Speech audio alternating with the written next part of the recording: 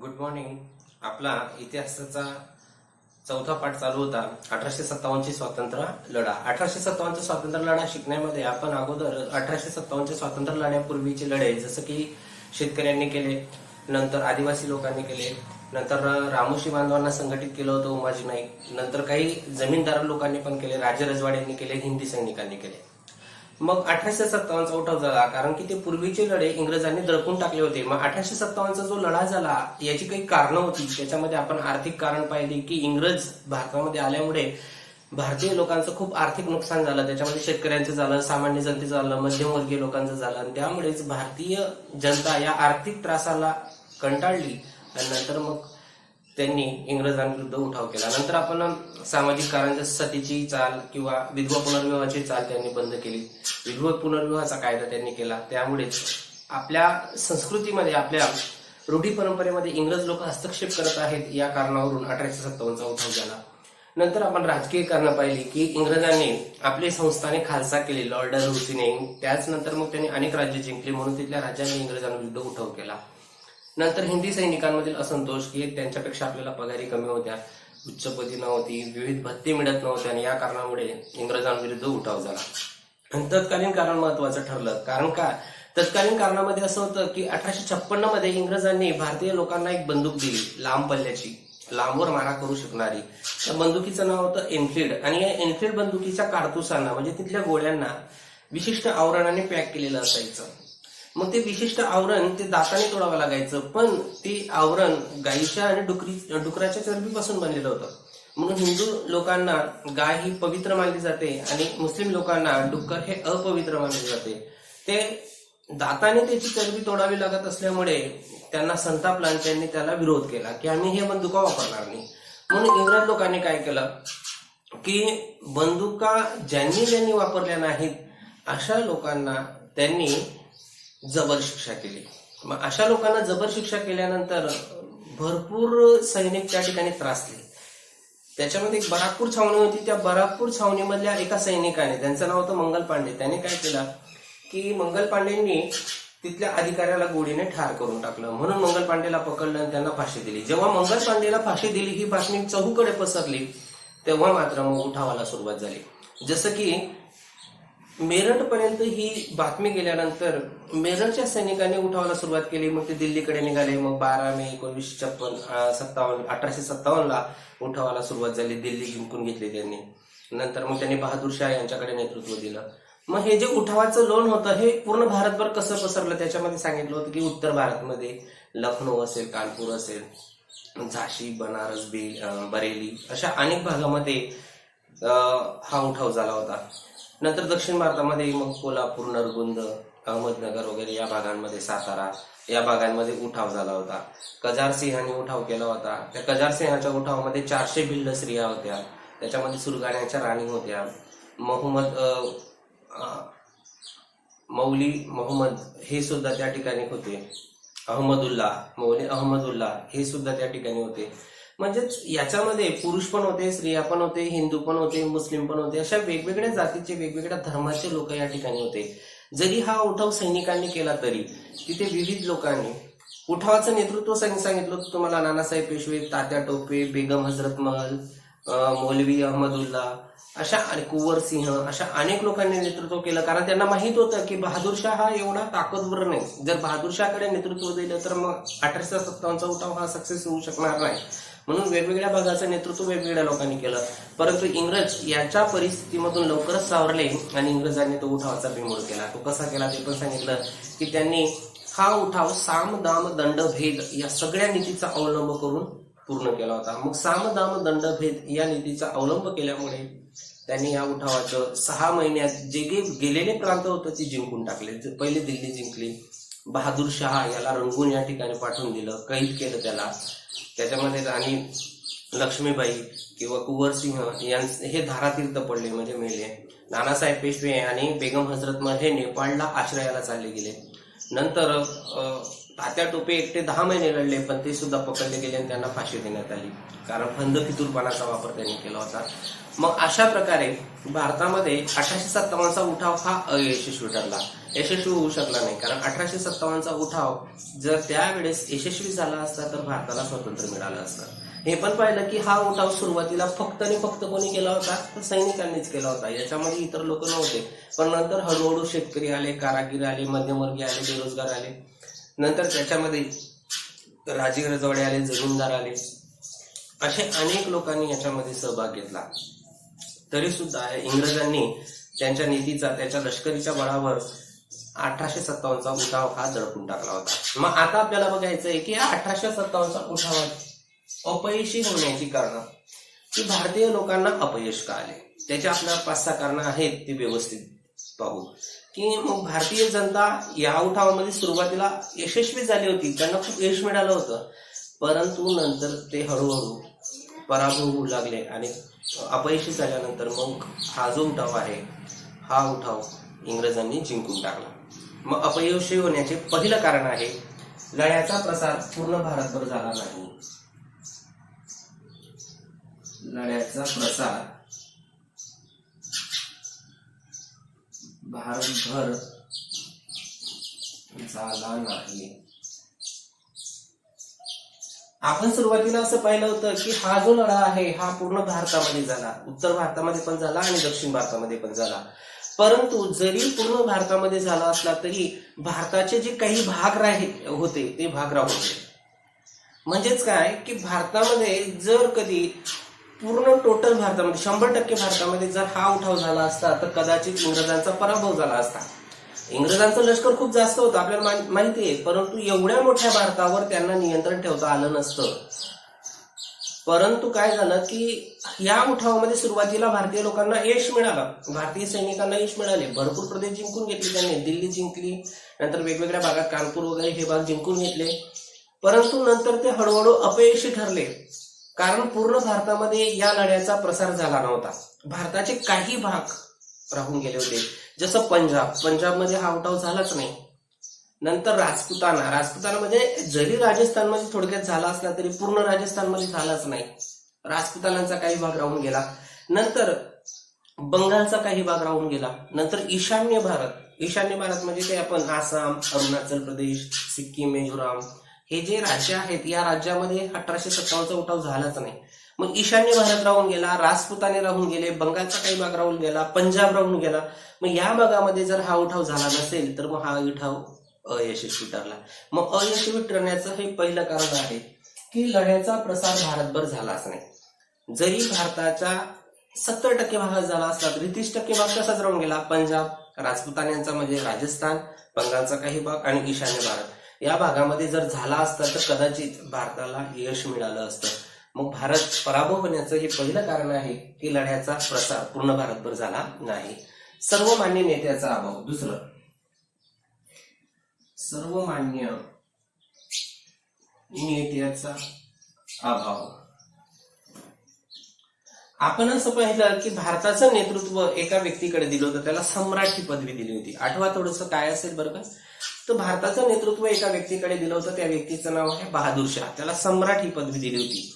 परंतु बहादूर शाह हा ताकदवर होता का? नाही, बहादूर शाह हा ताकदवर नव्हता, हा कमजोर होता. म्हणून वेगवेगळ्या नेत्याचं नेतृत्व वेगवेगळ्या लोकांनी केलं. जसं झाशीचं नेतृत्व कोणी केलं होतं, तर झाशीचं नेतृत्व केलं होतं राणी लक्ष्मीबाई. कानपूर नानासाहेब पेशवा. नंतर कुंवर सिंग हे बिहार मधला काही भाग आहे, जमीनदार येते, तिथला त्यांनी त्या ठिकाणी नेतृत्व केलं होतं. वेगवेगळ्या विभागाचं नेतृत्व वेगवेगळ्या लोकांनी केलं. परंतु ते नेतृत्व सर्वमान्य होतं का? नाही. काही लोकांना ते नेते मान्य होते, पण काही लोकांना ते नेते मान्यच नव्हते. सर्वांना मान्य असेल असा नेता नव्हता, एकटा नेता नव्हता. उलट परिस्थिती इंग्रजांची होती. इंग्रजांचा जर विचार केला ना, तर इंग्रजांचा एकच अधिकारी असायचा आणि अधिकारी जे सांगेल ते त्यांना करावं लागायचं. परंतु इथे 17 अधिकारी होते, वेगवेगळ्या भागाचे वेगवेगळे. एक सांगायचं की इकडे लढायला जायचंय, दुसरं सांगायचं तिकडे. कोणावर विश्वास ठेवतील? यामुळे असा घोटाळा झाला की सर्वमान्य नेता नव्हता, एकटा नेता नव्हता. त्यांचं नेतृत्व एक सर्वमान्य नेत्याकडे होते. एकटा लष्करी अधिकारी असायचा आणि तो जे सांगेल सगळे सैनिक त्याचं ऐकायचे. पण भारताचे सैनिक कन्फ्युज म्हणतो आपण त्याला इंग्लिशमध्ये, की ते असं त्यांना असं वाटलं की आता कुणाचं ऐकायचं, बहादूर शाहचं ऐकायचं की नानासाहेब पेशवाचं ऐकायचं की दादा टोपेचं की झाशीची राणी लक्ष्मीबाई यांचं ऐकायचं.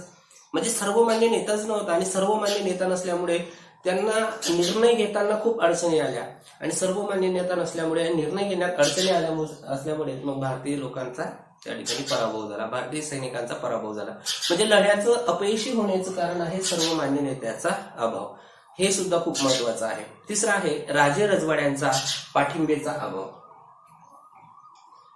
राजे रजवाडे यांचा पाठिंब्याचा अभाव. आता भारतामध्ये अनेक राजे रजवाडे होते, अनेक संस्थाने होते. तर भारतामध्ये राजे रजवाड्यांच्या पाठिंब्याचा अभाव, जसं की इंग्रजांचे दुष्परिणाम शेतकऱ्यांना भोगावे लागले, सामान्य लोकांना भोगावे लागले, मध्यमवर्गीय लोकांना भोगावे लागले. त्याचे दुष्परिणाम राजे रजवाड्यांना पण भोगावे लागले होते. ब्रिटिश फक्त शेतकऱ्यांवर अन्याय अत्याचार करत नव्हते, ब्रिटिश फक्त सामान्य लोकांवर अन्याय अत्याचार करत नव्हते किंवा मध्यमवर्गीय लोकांवर अन्याय अत्याचार करत नव्हते, फक्त सैनिकांवर अन्याय अत्याचार करत नव्हते, राजे रजवाड्यांवर सुद्धा ते अन्याय अत्याचार करायचे. कसं आपण पाहिलं, अयोध्येचा राजा, त्याचं पूर्ण अयोध्या संस्थान इंग्रजांनी घेऊन टाकलं होतं, साताऱ्याचं संस्थान घेऊन टाकलं होतं, नंतर झाशीचं संस्थान घेऊन टाकलं होतं. मग हे जे संस्थानिक होते, या संस्थानिकांचं संस्थान इंग्रजांनी घेऊन टाकलं. म्हणजे याचा अर्थ राजे रजवाड्यांवर पण अन्याय झाला होता. जसं शेतकऱ्यांवर अन्याय अत्याचार झाला होता, जसं मध्यमवर्गीय लोकांवर अन्याय अत्याचार झाला होता, जसं सामान्य लोकांवर अन्याय अत्याचार आदिवासी लोकांवर झाला होता, त्याचप्रमाणे सैनिकांवर झाला होता, त्याचप्रमाणे राजे रजवाडे लोकांवर सुद्धा अन्याय अत्याचार झाला होता. मग राजे रजवाडे लोकांवर जरी अन्याय अत्याचार झाला असला तरी काही राजे रजवाडे, काही जसं झाशी सोडलं, सातारा सोडलं, या राजे रजवाड्यांनी 1857 उठावामध्ये सहभाग घेतला. झाशीची राणी लक्ष्मीबाई, साताऱ्याचे छत्रपती प्रताप सिंह यांनी त्या ठिकाणी उठावामध्ये सहभाग घेतला होता. परंतु काही राजे रजवाड्यांनी काय केलं की ज्यांना त्रास झाला नाही, वास्तविक बघायला ते भारताचे होते, त्यांनी 1857च्या उठावामध्ये सहभाग घ्यायला पाहिजे होता, त्यांना जरी त्रास झाला नसला तरी, परंतु काही संस्थानिक असे होते की ते इंग्रजांशी एकनिष्ठ राहिले, इंग्रजांना त्यांनी पाठिंबा दिला आणि ते 1857च्या उठावामध्ये सहभागी झाले नाही. काही संस्थान, त्यावेळेस भारतामध्ये 600च्या वर संस्थान होती, 600च्या वर, आणि जर सर्व संस्थाने तिथलं सैनिक जर भारताच्या या 1857च्या उठावामध्ये सहभाग झाले असते तर कदाचित भारतीय लोकांचा विजय झाला असता. पण काही संस्थानिकांनी भारतीय या लढ्याला पाठिंबाच दिला नाही. काही राजे रजवाडे हे इंग्रजांशी एकनिष्ठ राहिले, आणि याचा परिणाम असा झाला की 1857 मध्ये भारताला यश मिळू शकलं नाही. भारत हा अपयशी ठरला, कारण काही राजे रजवाडे हे इंग्रजांशी एकनिष्ठ राहिले होते. त्यांनी भारतीय 1857च्या उठावाला पाठिंबाच दिला नव्हता. नंतर चौथं आणि महत्वाचं, लष्करी डावपेचांचा अभाव. लष्करी डावपेचांचा अभाव. लष्करी डावपेच, भारतीय लोकांना लष्करी डावपेच आखताच येत नव्हते. भारतीय लोकांना लष्करी डावपेच आखता येत नव्हते. भारतीय सैनिकांना सुरुवातीला 1857च्या उठावामध्ये यश प्राप्त झाले. भारतीय सैनिकांना सुरुवातीला 1857च्या उठावामध्ये यश प्राप्त झाले. भारतीय सैनिकांनी दिल्ली जिंकून घेतली, गेलेले भरपूर प्रांत जिंकून घेतले. मग हे इंग्रजांच्या ताब्यातून त्यांनी जो भाग जिंकून घेतला तो भाग त्यांना सांभाळता आला नाही.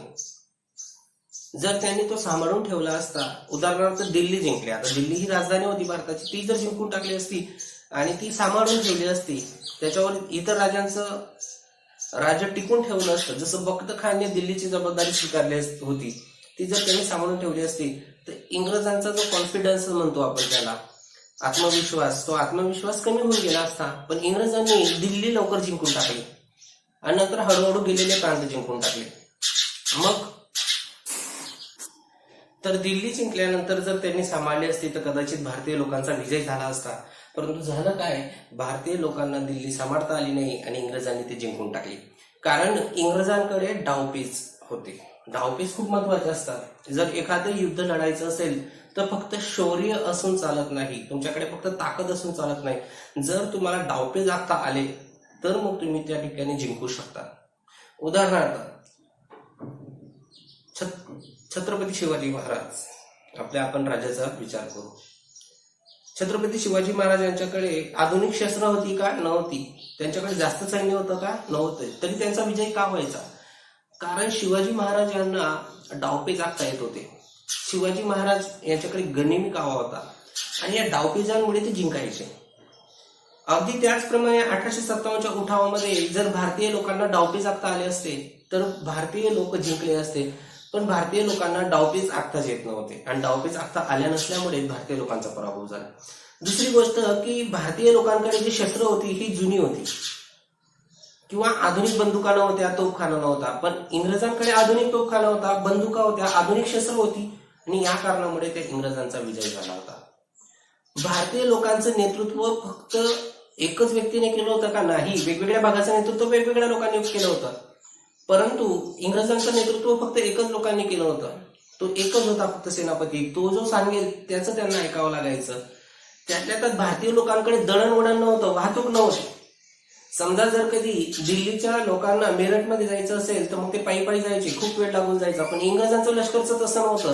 समजा उठावाचं लोण झाशीमध्ये खूप मोठं असेल तर लगेच ते वाहतुकीच्या साहाय्याने झाशीला यायचे. जर दिल्लीला झालं असेल तर वाहतुकीच्या साहाय्याने दिल्लीला जायचे. म्हणजे याचा अर्थ वाहतूक आणि दळणवळण कुणाकडे होतं? इंग्रजांकडे होतं. आणि त्याचप्रमाणे भारतीय लोकांना डावपेच पण आखता येत नव्हते, प्लॅनिंग नव्हती भारतीय लोकांकडे.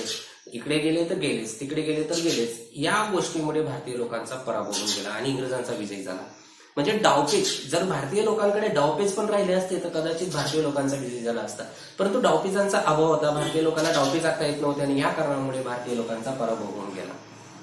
तर लष्करी डावपेचांचा अभाव हे पण महत्वाचं आहे. अजून एक शेवटचं राहिलं आहे की आंतरराष्ट्रीय परिस्थिती अनुकूल नव्हती. आंतरराष्ट्रीय परिस्थिती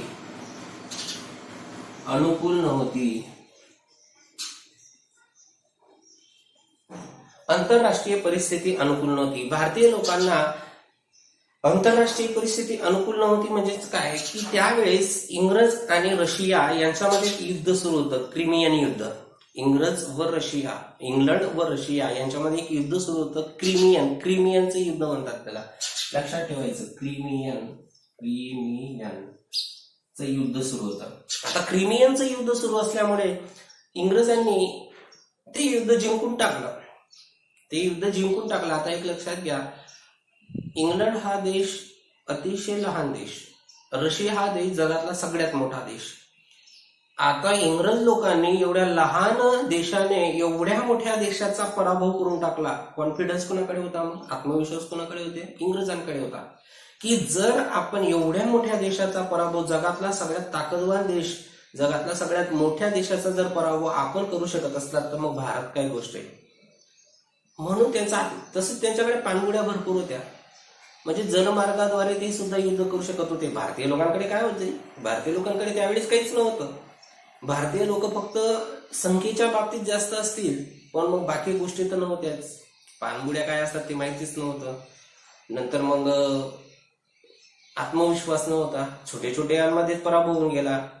त्याच्यामुळे त्यांच्यामध्ये आत्मविश्वास नव्हता आणि इंग्रजांचा आंतरराष्ट्रीय परिस्थिती अशी होऊन गेली की एवढ्या मोठ्या देशाचा जर आपण पराभव करू शकत असलो तर भारत देशाचा पराभव करणं एक सोपी गोष्ट आहे असं त्यांना वाटलं.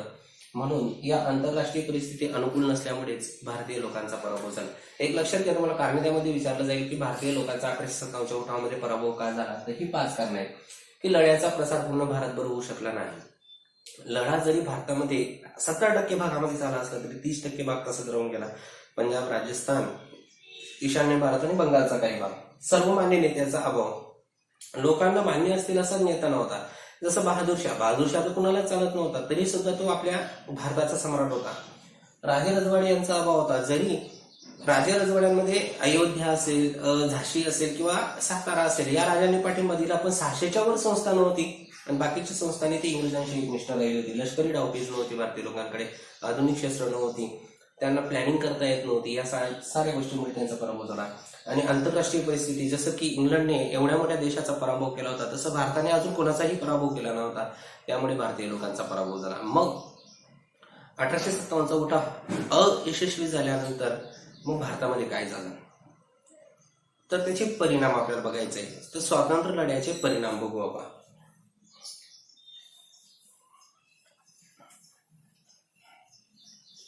पुढचा मुद्दा आहे स्वातंत्र्य लढ्याचे परिणाम.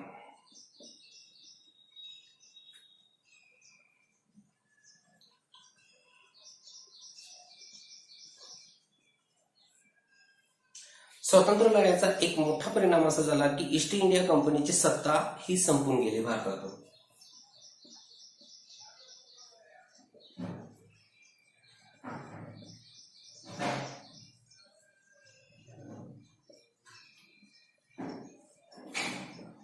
ईस्ट इंडिया कंपनीची सत्ता ही संपून गेली. आता ईस्ट इंडिया कंपनीची सत्ता संपून गेली म्हणजेच काय की आपल्याला माहिती की भारतामध्ये ब्रिटिश आले इसवी सन 1600 मध्ये. केव्हा आले होते? इसवी सन 1600 मध्ये. मग जर इसवी सन 1600 मध्ये कोण आलं असं विचारलं तर आपल्याला सांगता येईल इसवी सन 1600 मध्ये ब्रिटिशांची एक कंपनी आली होती. त्या कंपनीचं नाव होतं ईस्ट इंडिया कंपनी. आणि ईस्ट इंडिया कंपनी अगोदर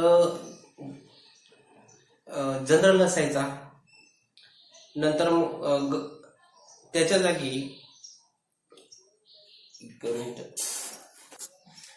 पहिले जनरल असायचा, जनरल नंतर मग गव्हर्नर जनरल आला आणि हा अधिकारी मग ईस्ट इंडिया कंपनीच्या वतीने पूर्ण भारतमध्ये राज्यकारभार करू लागला. ईस्ट इंडिया कंपनीने काय केलं? भारताचे विभाग केले आणि भारताचे विभाग करून भारतामध्ये जिल्ह्यावर रचना केली आणि जिल्ह्यावर रचना केल्यानंतर जिल्ह्याचा अधिकारी जो असायचा, जो कलेक्टर असायचा, तो भारताचा राज्यकारभार करायचा. परंतु भारताचा राज्यकारभार करताना त्यांनी भारतीय लोकांवर अन्याय अत्याचार केला. शेतकऱ्यांकडून कर घेतले, सर्वसामान्य लोकांकडून कर घेतले, मध्यमवर्गीय लोकांकडून कर घेतले आणि याचा दुष्परिणाम असा झाला की ही भारतीय जनता ईस्ट इंडिया कंपनीला कंटाळली. म्हणजे ईस्ट इंडिया कंपनी सुरुवातीला आली होती भारतामध्ये इसवी सन 1600 ते 1857 पर्यंत त्यांनी भारतामध्ये राज्यकारभार केला होता. जरी 1600 मध्ये आले तरी मग 100-1 वर्ष लागले त्यांना आणि नंतर मग 100-1 वर्ष त्यांनी आपल्यावर राज्य केलं. मग ईस्ट इंडिया कंपनीला भारतीय लोक कंटाळले आणि ते कंटाळल्यानंतर मग एक मोठा स्फोट झाला, तो म्हणजे 1857चा उठाव. तोच पाठ आपण पाहतोय. 1857चा उठाव झाला मग इंग्रजांविरुद्ध. मग इंग्लंडची जी राणी होती व्हिक्टोरिया, या राणीला कळालं की भारतीय लोक हे ईस्ट इंडिया कंपनीला कंटाळून गेलेले आहेत, कारण ईस्ट इंडिया कंपनी ही भारतीय लोकांवर अन्याय अत्याचार करते. अन्याय अत्याचार करत असल्यामुळेच मग 1857चा उठाव झाला. आणि जर पुढे जर असा जर उठाव झाला तर मग भारतीय लोकांचा विजय होईल आणि आपण पराभूत होऊन जाऊ, म्हणजे आपली सत्ता नष्ट होऊन जाईल हे तिथल्या राणीला वाटलं. मग त्या राणीने एक जाहीरनामा काढला, एक कायदा केला आणि त्या कायद्यानुसार त्यांनी ईस्ट इंडिया कंपनीला हाकलून दिलं की भारतामध्ये ईस्ट इंडिया कंपनीची सत्ता नष्ट झाली. 1857चा उठावाचा मोठा परिणाम काय झाला की ईस्ट इंडिया कंपनीची सत्ता नष्ट होऊन गेली आणि मग भारतावर कुणाची सत्ता आली? ब्रिटिशांची सत्ता होती ना, तर भारतावर ब्रिटिशांची कुणाची सत्ता आली? तर त्यांच्या पार्लमेंटची, म्हणजे एका अगदी व्हिक्टोरिया राणीची त्यांची सत्ता आली. म्हणजे भारतावर ईस्ट इंडिया सत्ता गेली आणि पार्लमेंटची सत्ता आली. जसं आपण म्हणतो आगीतून बाहेर पडणे, फकुट्यात पडणे, दोघं सारखे होते.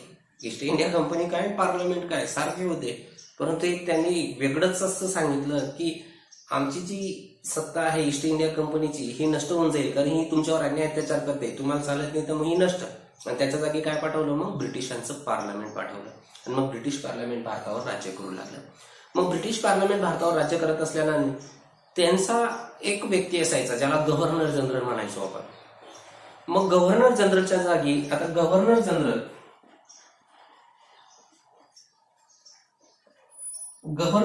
हे पद कॅन्सल झालं, रद्द करून टाकलं आणि त्याच्या जागी कोण आले? मग व्हाईसरॉय. एक लक्षात घ्या, व्हाईसरॉय हे पद त्यापासून निर्माण झालेलं आहे. शेवटपर्यंत होतं भारताला, जोपर्यंत स्वातंत्र्य मिळत नाही तोपर्यंत हे व्हाईसरॉय पद होतं भारतामध्ये. आता आपण प्रधानमंत्री म्हणतो, तेव्हा व्हाईसरॉय असायचे इंग्रजांचे. मग गव्हर्नर जनरल हे पद रद्द झालं आणि त्याच्या जागी व्हाईसरॉय नावाचं पद आलं आणि व्हाईसरॉय भारताचे पहिले झाले लॉर्ड कॅनिंग. कोण झाले? लॉर्ड कॅनिंग नावाचा व्यक्ती भारताचा पहिला व्हाईसरॉय झाला आणि हा शेवटचा गव्हर्नर जनरल पण होता. एक लक्षात ठेवायचं, महत्वाचं आहे. भारताचा शेवटचा गव्हर्नर जनरल कोण? Lord Canning. आणि भारताचा पहिला व्हाईसरॉय कोण? Lord Canning. म्हणजे त्यांनी व्यक्ती बदलवला नाही, त्यांनी फक्त नाव बदललं. गव्हर्नर जनरल हे पद रद्द करून टाकलं आणि त्याचं नाव ठेवलं व्हाईसरॉय आणि तोच व्यक्ती ठेवला. पहिला हा गव्हर्नर जनरल पण होता शेवटचा आणि व्हाईसरॉय पण होता पहिला. लॉर्ड कॅनिंग हा भारताचा पहिला गव्हर्नर जनरल, शेवटचा गव्हर्नर जनरल आणि पहिला व्हाईसरॉय. नंतर लॉर्ड कॅनिंग हा तर भारताचा राज्यकारभार बघायचा, पण भारताचा राज्यकारभार बघण्यासाठी त्यांनी नवीन पद निर्माण केलं. रिकामी जागा विचारली जाते. कोणतं पद होतं ते? भारत मंत्री. कोणतं पद होतं? भारत मंत्री हे नवीन पद त्या ठिकाणी अस्तित्वात आणलं. तर अशा प्रकारे ईस्ट इंडिया कंपनीची सत्ता भारतातून चालली गेली. दुसरा आहे राणीचा जाहीरनामा. तर आता आपल्याला दुसरा परिणाम बघायचा आहे स्वातंत्र्य लढ्याचा. दुसरा परिणाम तो म्हणजे राणीचा जाहीरनामा. जसं आपण पाहिलं की ईस्ट इंडिया कंपनीची सत्ता नष्ट झाली होती. ईस्ट इंडिया कंपनीची सत्ता जरी नष्ट झाली तरी इंग्रजांची सत्ता होती आणि त्यांच्या जागी ईस्ट इंडियाच्या जागी कोण आलं होतं मग? तर त्यांच्या जागी आली होती ब्रिटिश पार्लमेंट. आणि ब्रिटिश पार्लमेंट आल्यानंतर गव्हर्नर जनरल हे पद नष्ट झालं आणि व्हाईसराय हे पद आलं. आता आपल्याला बघायचंय राणीने जाहीरनामा काढला. त्यावेळेस इंग्लंडची राणी होती राणी व्हिक्टोरिया.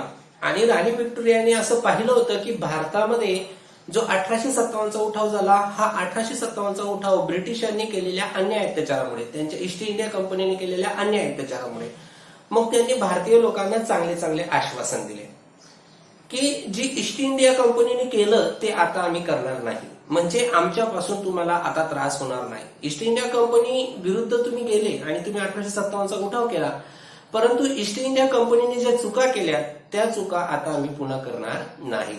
म्हणजे भारतीय लोकांना त्यांनी धरून ठेवलं, चांगलं आश्वासन दिलं की पुन्हा यांनी कधी आपल्या विरुद्ध उठाव करू नये. यासाठी त्यांनी चांगलं आश्वासन, एक भारताचा जाहीरनामा, भारताविषयक जाहीरनामा त्यांनी तयार केला. म्हणजे काय केलं तर त्यांनी असं सांगितलं की आम्ही तुम्हाला जात, धर्म, वंश, पंथ यानुसार भेदभावाची वागणूक देणार नाही. प्रजाजनामध्ये आम्ही भेदभाव करणार नाही. जे ईस्ट इंडिया कंपनीने केलं होतं, म्हणजे त्यांनी काय केलं, जमीनदार सावकारांना वेगळी वागणूक दिली होती आणि इतर लोकांना वेगळी वागणूक दिली होती. तसं आम्ही करणार नाही. तुम्ही कोणतीही जातीचे असो, धर्माचे असो, पंथाचे असो, कोणतीही असो, तर तुम्हाला प्रजाजनामध्ये, तुमच्या प्रजेमध्ये आम्ही भेदभाव करणार नाही. सर्वांना समानतेची वागणूक देऊ. ही पहिली त्यांनी त्या ठिकाणी आश्वासन दिलं. दुसरं, नोकरी देताना गुणवत्तेच्या आधारे दिली जाईल. म्हणजे जात, धर्म, वंशानुसार तुम्हाला नोकरी दिली जाणार नाही. तुम्ही कोणतीही जातीचे असो, कोणत्याही धर्माचे असो, तुमची जर गुणवत्ता चांगली असेल तर तुम्हाला त्या प्रकारची नोकरी दिली जाईल. म्हणजे गुणवत्तेच्या आधारावर तुम्हाला नोकऱ्या दिल्या जातील, असं हा त्याच्यामध्ये आश्वासन होतं. दुसरं आश्वासन. तिसरं आश्वासन असं होतं की ब्रिटिश अधिकाऱ्यांनी ज्याप्रमाणे खालसा धोरण अवलंबलं होतं, म्हणजे वेगवेगळी संस्थानं खालसा केली होती, तर पुन्हा तुमचे संस्थान आम्ही खालसा करणार नाही. आणि संस्थानिकांशी ज्या काही त्यांनी समजा पगाराची हमी दिली होती त्यांना की आम्ही तुम्हाला पगार देऊ किंवा तुम्हाला आम्ही अशी अशी वागणूक देऊ, तर त्याचप्रमाणे तुम्हाला दिलं जाईल, तुम्हाला पगार दिला जाईल. म्हणजे तुमच्याशी जे करार झालेले आहेत ते करार पूर्ण करून आणि पुन्हा आम्ही कधीही तुमचे संस्थान खालसे करणार नाहीत, असं राणी व्हिक्टोरियाने, कोण होती त्यांची राणी? राणी व्हिक्टोरिया. या राणी व्हिक्टोरियाने त्या ठिकाणी आश्वासन दिलं. राणी व्हिक्टोरियाने सांगितलं की आम्ही पुढे असं तुमच्याशी कधी वागणार नाही, जात, धर्म, वंश यानुसार भेदभाव करणार नाही. नंतर तुमच्या संस्थांना आम्ही पुन्हा कधी खालसा करणार नाहीत. नंतर तुमच्या धर्मामध्ये आम्ही कधी हस्तक्षेप करणार नाही. जसं की पहिले केले होते त्यांनी, सतीबंदीचा कायदा केला होता, नंतर विधवा पुनर्विवाहाचा. तुमच्या जर त्या रूढी परंपरा असतील तर तुम्हीच त्या नष्ट करा की ठेवा, आम्हाला काही घेणं देणं नाही. आम्ही तुमच्या धर्मामध्ये कधीही हस्तक्षेप करणार नाही. आणि नोकऱ्या देताना आम्ही गुणवत्तेच्या आधारावर तुम्हाला नोकऱ्या देऊ. अशा प्रकारचे आश्वासन या ब्रिटिश लोकांनी, म्हणजे ब्रिटिश पार्लमेंटने राणी व्हिक्टोरिया यांनी भारतीय लोकांना दिला. म्हणजेच भारतीय लोकांच्या मनामधला जो क्लेश होता, जो विरोध होता, तो क्लेश हा हळूहळू कमी होऊ लागला. कारण की हे जे आश्वासन होते, हे आश्वासन पुढे फोल ठरले, ते पण चुकीचे होते, त्यांनी मुद्दामून सांगितलं होतं. तर हे आश्वासन त्यांनी राणी व्हिक्टोरियाने आपल्या जाहीरनाम्यामध्ये सांगितलेली दिसून येतात.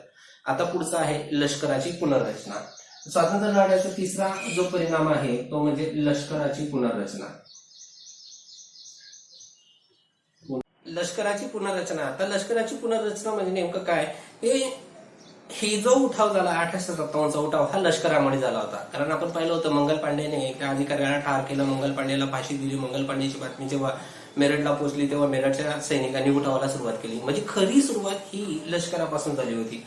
मग लष्करापासून इंग्रजांना धोका होता. त्यांना माहित होतं जर उठाव झाला तर लष्कर करेल, मग आपण काय करायचं, लष्करामध्ये पुनर्रचना करायची. मग त्यांनी काय केलं, लष्करामध्ये इंग्रजांच्या सैनिकांची संख्या वाढवून टाकली.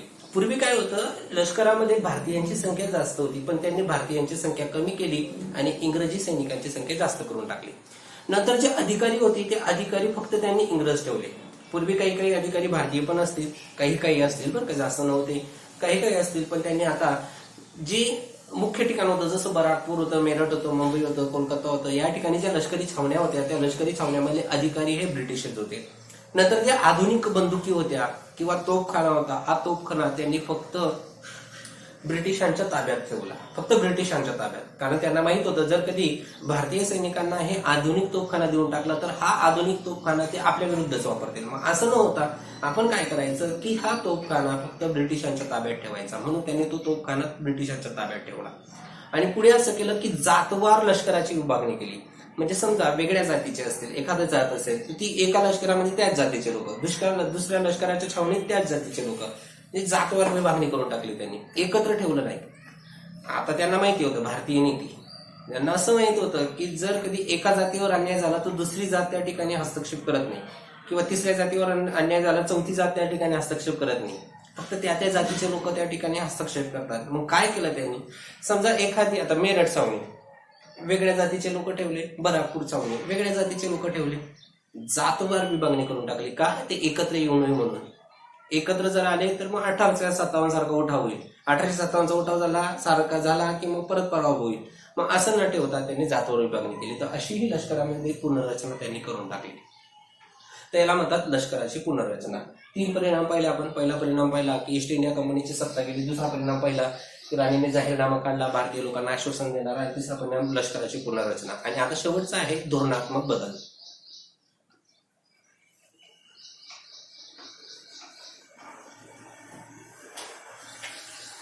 धोरणात्मक बदल केला त्यांनी.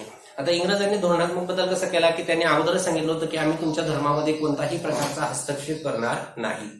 इंग्रजांनी असं आश्वासन दिलं, तुमची जातवार विभागणी म्हणजे जातीमध्ये हस्तक्षेप करणार नाही, जातीनुसार तुम्हाला ज्यामध्ये भेदभाव केला जाणार नाही, सर्व प्रजानन सर्व सारखे राहतील असं त्यांनी सांगून दिलं. पण मग ते सत्य होतं का, नाही. त्यांना माहित होतं जर कधी भारतीय लोक परत एकत्र आले आणि सर्व भारतामध्ये उठाव झाला तर मग आपण पुन्हा त्यांच्याशी लढा देऊ शकत नाही, आपला पराभव होईल. मग काय करायचं की जातीमध्ये कुलुषित म्हणजे त्याच्यामध्ये द्वेष कसे निर्माण होतील एकमेकांमध्ये, धर्मामध्ये, जातीमध्ये, पंथामध्ये, विभागामध्ये कसे त्यांच्यामध्ये क्लेश होतील यासाठी त्यांनी विविध योजना आखल्या. जसं म्हणतो ना आपण लावालावी करणे, एकमेकांमध्ये लावून देणे, अगदी त्याचप्रमाणे त्यांनी भारतामध्ये जात, धर्म, वंश, पंथ यांच्यामध्ये वेगवेगळ्या कारणावरून कसे संघर्ष होतील एकमेकांमध्ये कशी कुलुषित निर्माण होतील, द्वेष निर्माण होतील, या हेतूने त्या ठिकाणी त्यांनी कार्य केलं. त्यांनी एक नीतीचा अवलंब केला. हा नीतीचा अवलंब लक्षात ठेवा. एका वाक्यात उत्तर त्यामध्ये विचारला जातो की हिंदू आणि मुस्लिम मध्ये भेदभाव निर्माण होण्यासाठी त्यांनी कोणत्या नीतीचा अवलंब केला. तर त्यांनी एक नीतीचा अवलंब केला, तो म्हणजे फोडा आणि राज्य करा.